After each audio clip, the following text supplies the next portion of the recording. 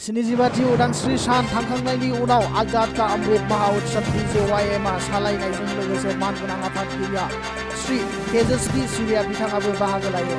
इम्फलनिफ्राय मोइरां IMM Manipur रायजो BJYM आफादनिसिम मोइरांआ उदांस्रि सोमावसारनायनि उनाव गोबां जारिमिनारि नेरसोन एबा जारिमिनाव मख'जायो।